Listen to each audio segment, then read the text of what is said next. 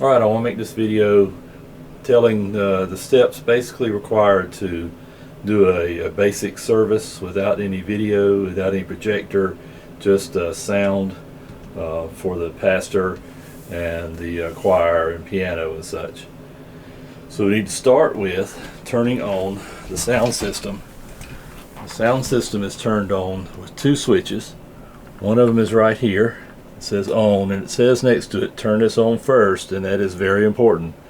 So turn it on.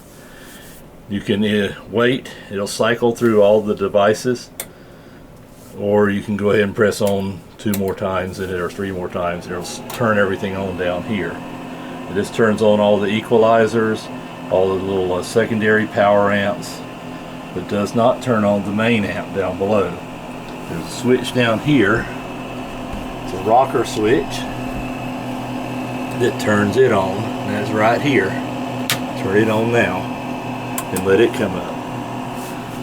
So in doing that, you have turned on all of the required sound equipment.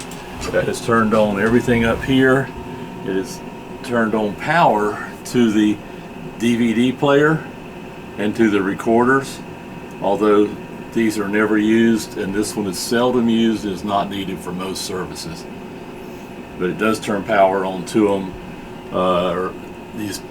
They're not powered on individually, and that's individual power switches here and here.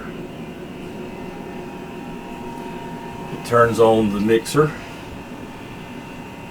That is here, the mixing board. Typically, adjustments on the mixing board are not needed, with the exception of the pulpit mic. You press it down, that turns it on, the light is on.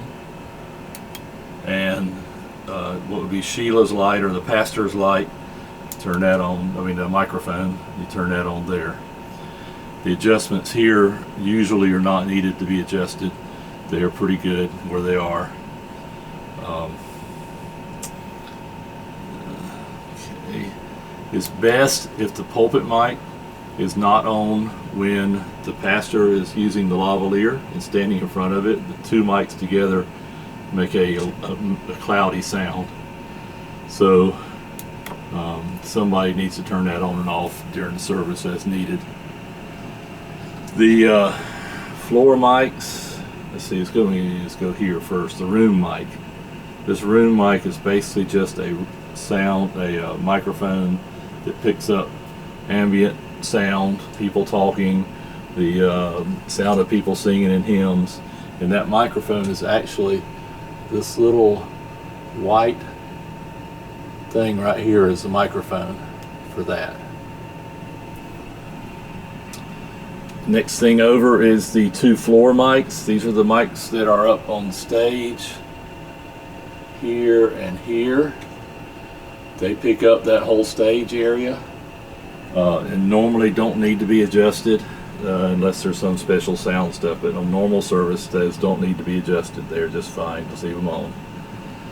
This is the yellow wireless mic that is normally used for like children's sermon or something. When there's something going on up there, they use the little handheld mic. That's what it is for. That mic is actually, these A, B, C, and D are actually these A, B, C, and D. Although those are on now and usually, again, don't need to be adjusted. Next things over are the 2 mics for what we affectionately call the doo-wops. That's these 2 mics right here. That's the microphones that are back there next to the piano. Those, if we're going to have people standing back there singing, those need to be turned on. It doesn't hurt for them to just stay on the whole time. It just would pick up conversations that might happen right around them. So I usually turn those off if I'm up here doing it. Piano mic can stay on all the time and should stay on all the time.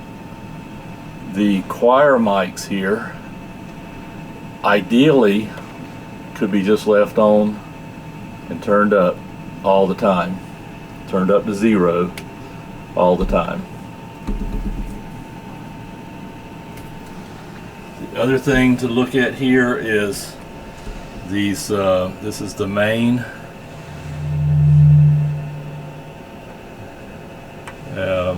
That you would turn up. It goes up to 0 to adjust to keep the sound correct there, the sound level.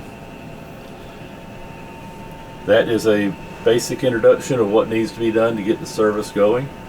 To turn everything off at the end of the service, just come down here, start with this power amp, turn it off first, and then go up here to this and turn this off.